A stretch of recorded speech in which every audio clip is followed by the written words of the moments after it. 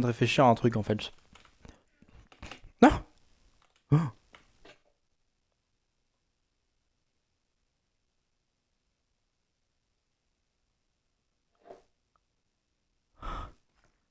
Quelle belle manière de commencer une vidéo. Bien le bonjour, c'est Liv, et aujourd'hui, nouvelle vidéo sur Minecraft Hardcore. Aujourd'hui, l'objectif est très simple, on va aller se stuffer. Il faut vraiment qu'on ait un bien meilleur stuff pour éviter de mourir. Et pour ça, on va d'abord passer par un long moment de farmage de poudre à canon. Un farmage qui a duré 2 bonnes heures. D'ailleurs, je crois que j'ai fait une découverte sur le jeu, c'est que plus t'as de dégâts, plus tu récupères de chances de drop des items. Je sais pas si c'est une science exacte ou quoi, mais c'est l'impression que j'ai eu. Parce que quand je m'amusais à me mettre force 28 milliards et tout pour tout one shot, j'ai l'impression de drop très souvent les items. Sans avoir particulièrement looting. Ou peut-être tu fouillais, j'avais looting, je sais pas.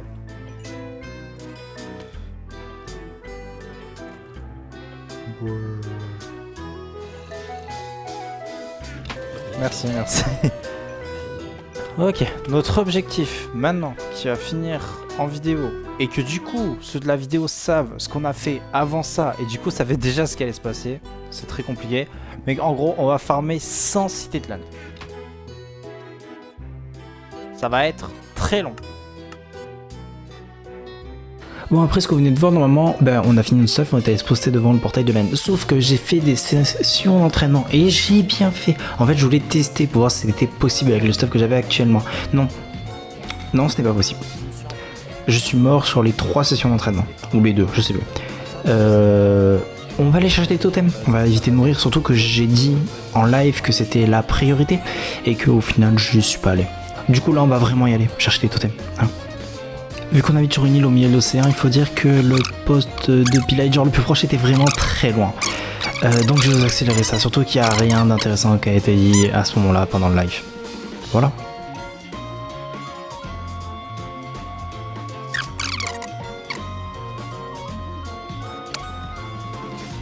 Et là à droite ça doit être le village.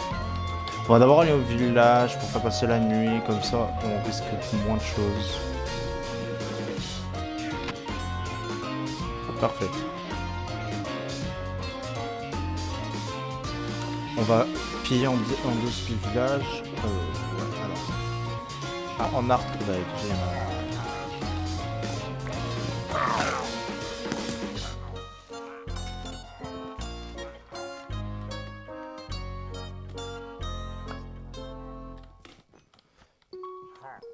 alors logiquement en hardcore, peu importe le raid que tu lances, c'est toujours un niveau max. Alors sur PC c'est ça. Et d'ailleurs, beaucoup de gens le savent pas, donc c'est marrant.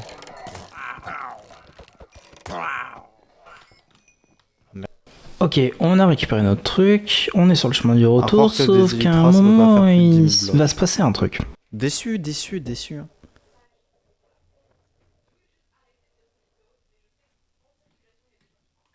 Eh ben heureusement qu'on a pris la potion. Hein.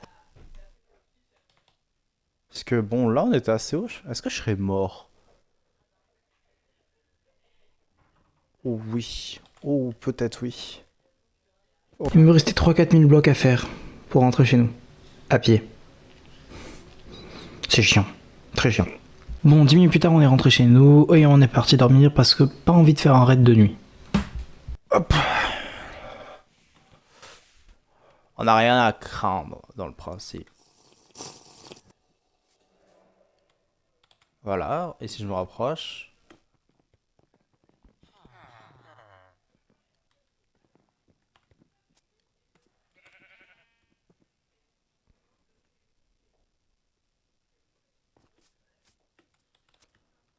Pourquoi ça déclenche pas le raid?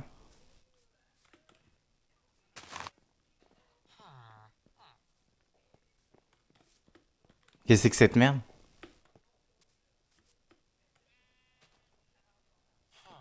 D'accord, c'était bugué. Ok, bon bah... Et bon, le raid, c'est pas vraiment le sujet de la vidéo, donc on va juste vous laisser avec les meilleurs moments. Vous commencez à connaître la chanson. Pas des gars intéressants.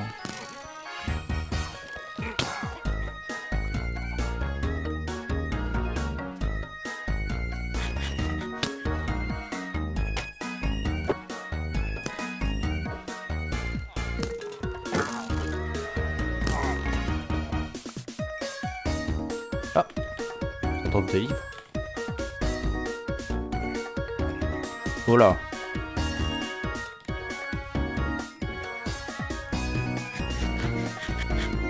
Oh là là là. Il me retouchait, on était mort. Hein. Oh, ça. Lui.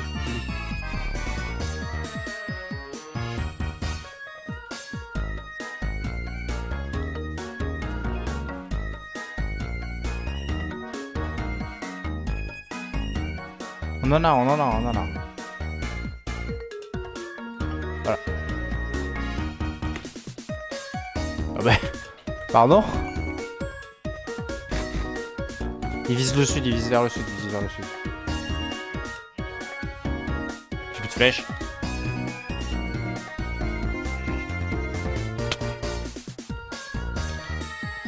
Alors, comment on fait?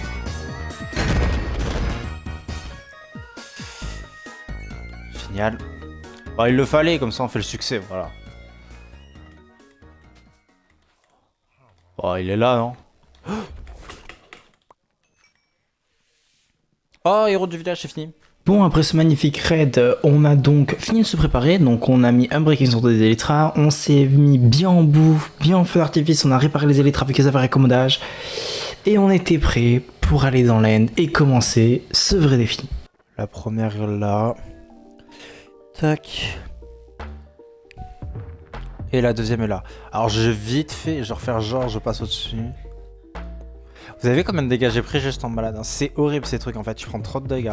Genre sur mes trucs d'entraînement, je suis mort dessus. Alors oui, vous n'avez pas le totem et là-bas je comptais le faire son totem, j'ai fait 2 sessions d'entraînement. On est mort sur les deux. Une à la 7ème forteresse, et l'autre à la je sais plus combien de tiers. Oh mais y'a rien ici aussi, putain. Bon, pendant que ce con du mois du passé est en train de grailler son chocolat, je vais vous expliquer 2-3 trucs. Là en fait on est parti pour 2 heures, on juste on va aller d'une zone à une autre. Parfois ça va pas parler parce que en 2 heures à faire la même chose, on sait plus trop quoi dire. Donc pendant ces 2 heures, je vais vous laisser juste avec les meilleurs moments. Pendant ces 2 heures en fait on a beaucoup parlé avec le chat et beaucoup de sujets divers. Mais j'ai aussi expliqué 2-3 trucs par rapport au défi. Je vais pas vous laisser avec les 2 heures et je peux pas vous compiler juste en vous montrant tout ce qu'on récupère à chaque fois parce que en fait on regarde pas, juste on prend et on allait regarder plus tard. Donc je vais encore une fois vous laisser avec les meilleurs moments, mais surtout ce coup-ci avec les discussions, les moments intéressants ou les conseils que je vais donner. C'est là que tu vas clan mais bien vite. Je sais que ça fait plusieurs fois que je dis mais il faut que je vraiment chasse une vidéo, les trucs que tout le monde veut sur Minecraft. Genre laine. Un nouvel end avec le bois, avec les couleurs qu'on n'a pas encore. Genre un bois bien noir ou du bleu clair, violet. Ce serait incroyable. Des villages, des nouveaux trades, un nouveau minerai. Un minerai, je sais pas, qui te mettrait no-fall. Vu qu'on a déjà un petit knockback, no-fall, ça ressemble un peu, je trouve. Il n'y a pas 28 000 zones à coffre. Il y en a 3 types. Premier, les bateaux. Deuxième, quand on a des pylônes de 3 comme ça, de 3 étages, et que c'est pas au tout premier, celui tout en bas. Celui tout en bas, il y en a toujours 3. Et dernière, ici. Quand on a des 3e étages qui sont tout seuls. Dans les coffres, il y a 2 coffres, plus les élytras, dans les bateaux. Dans les derniers étages, là-bas, il y a 2 coffres. Et là-dedans, il y a beaucoup de shulkers. Ici, tu as genre 2 shulkers qui protègent les coffres, et tu as un coffre classique et un coffre de laine. Ok. Pour looter facilement ces trucs là, vous voyez il y a 2 shulkers qui protègent. Vous prenez les ponts de là où ça vient. Donc vous mettez tout en haut déjà. Hop. Vous prenez les ponts, voilà, vous vous mettez sur le toit. Normalement il n'y a pas de shulker qui vient vous péter les couilles. Et bon moi j'ai pas eu de chance. En fait elles peuvent se TP de manière aléatoire les shulkers, donc c'est pour ça. Ok. Si vous cassez... Alors ça va dépendre, mais là je pense... Voilà. Si vous cassez... En général, il y a une structure comme ça. Vous cassez juste en dessous de l'escalier. Vous avez accès au coffre. Et c'est comme ça que vous lootez de manière safe ici. Du coup, par exemple, ici on a 2 zones à coffre. 1, 2, plus le bateau. Je dis toujours plus les bateaux parce que les bateaux ne spawnent pas à tous les coups. En fait, les shulkers, il y a des trucs qu'elles aiment pas. C'est quand tu tapes d'en dessous d'elles. Bah en fait je vais... Voilà. Elles aiment pas. Celles qui sont sur le mur, bah, quand elles sont collées au mur, le en dessous du mur c'est de se mettre comme ça. Oula. C'est de se mettre comme ça et du coup tu tapes comme ça. Dans tous les cas, si vous voulez... Dans tous les cas, si vous voulez vous farmer des shulkers, il faut savoir dans les bateaux il y en a toujours 3. Que dans les cités comme ça, il y en a tout en bas, il y en a 2. Ah, attendez, je vous montrerai après. Mais dites-vous déjà dans les bateaux, il y en a 3. Il y en a un en haut, un au niveau des élytras et un qui se trouve ici à gauche, là, exactement derrière ce bloc. Ah. Ici, mais il a dû se TP, du coup c'était celui-là. Ouais, celle-là, les petites, ça sera mieux pour vous donner des tips par rapport au shulker, où est-ce qu'elle se trouve, etc. Et après, on ira sur la grosse à côté, où il y en a genre 1, 2, 3, 28 000 zones à coffre. Là, ici, il y en a juste pas, donc ce sera plus simple. On va la faire d'en bas, comme ça, vous allez comprendre. Le problème, c'est que là, peut-être qu'il y en a d'autres que je connais pas de zones. Déjà, tout con, il y en a toujours 2 à l'entrée, ici. Peu importe, et ça, à l'entrée, elle y sera toujours. Vous aurez toujours ces 2 bonhommes, peu importe les forteresses que vous ferez.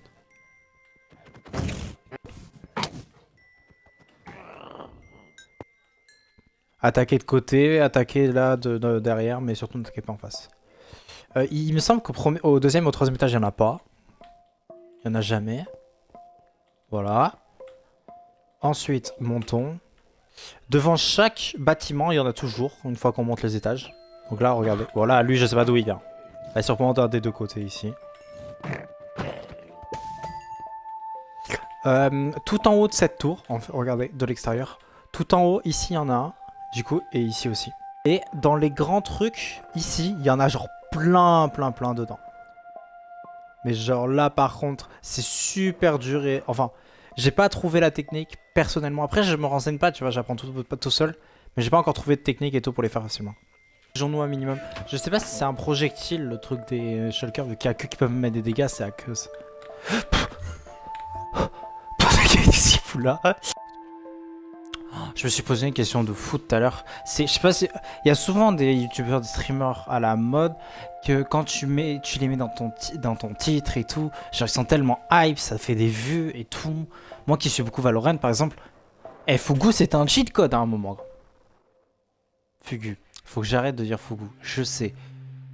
Genre c'est pas méchant contre lui parce que j'aime bien son contenu en plus. Mais Kimchi, c'est 5 vidéos les plus vues, c'est 5 feats avec Fugu. Genre voilà quoi, le cheat code en question. Et Lydia c'est pareil et tout. MrBeast.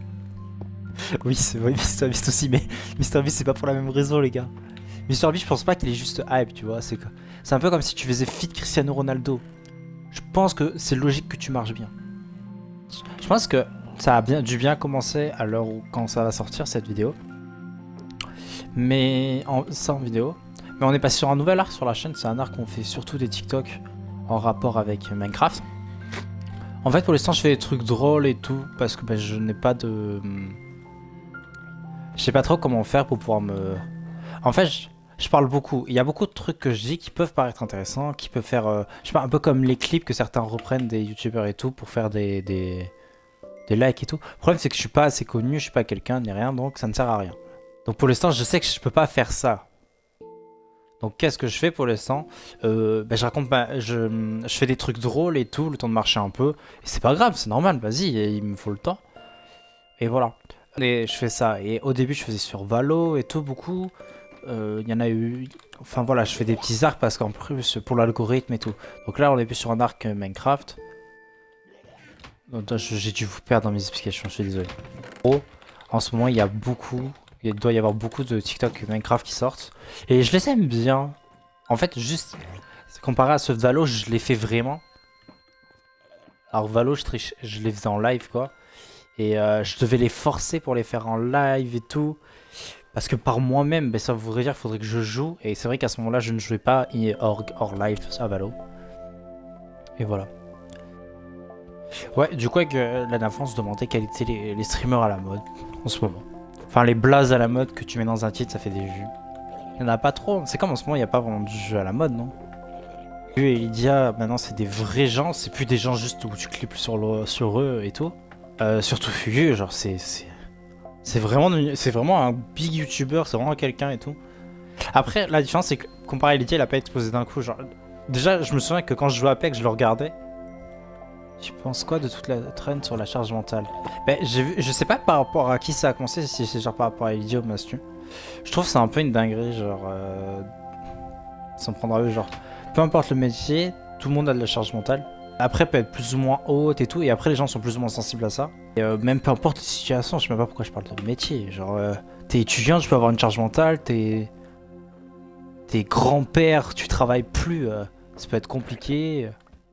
Ah, genre tout le monde vit pas de la même manière, hein, les gars, il faut le prendre en compte. C'est pas genre être fragile, c'est genre une constatation. Les gens sous-cotent trop l'effet être populaire. Parce que genre il y en a... Justin Bieber... Oh non, c'est peut-être pas le meilleur exemple avec toutes les histoires de PDG, genre finalement. Parce que je sais que les gens sont souvent sortis cet exemple, mais du coup, j'avoue qu'il faudrait peut-être en trouver un autre maintenant. Mais Justin Bieber, si on dirait que maintenant il est défoncé au crack, c'est parce qu'il a été connu très tôt. Mais du coup, ouais, avec toutes les histoires de PDG et tout, il faudrait peut-être que je change d'exemple. Je trouve que, bah, pour le coup, vraiment, c'est assez logique, je pense. Mais c'est vraiment... Je la plains, quoi, la pauvre. Je pense, pour une meuf sur Twitch, c'est plus compliqué. Je pense qu'il y a une vraie charge mentale en plus. Il y a Billy qui en a parlé et tout par rapport à Bagaira et Magla qui étaient sur un de ses concepts, une connerie comme ça, et genre elles se sont fait exploser dans les coms. Ah non, c'est un concept d'Amine, ouais, exact.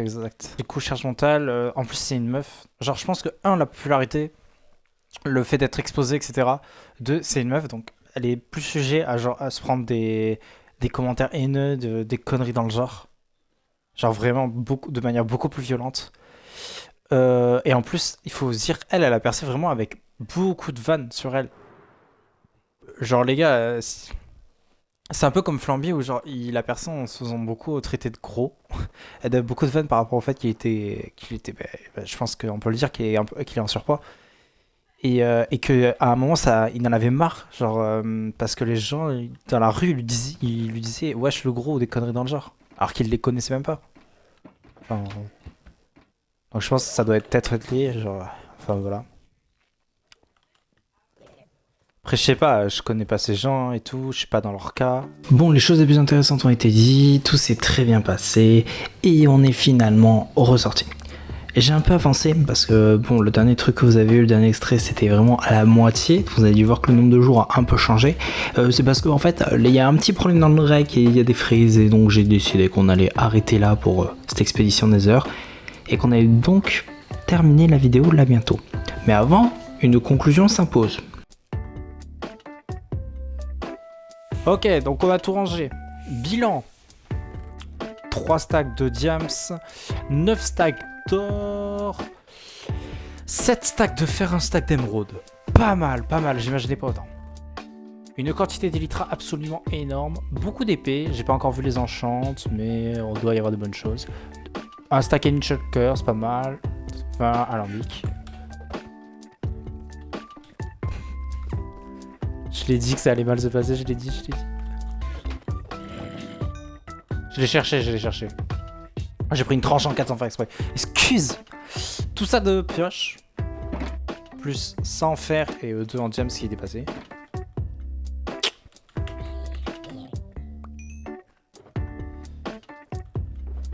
Tout ça d'épée en fer.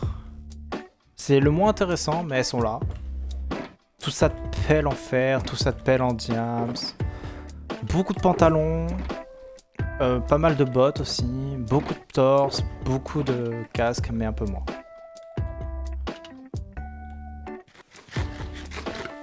Et voilà. Hein.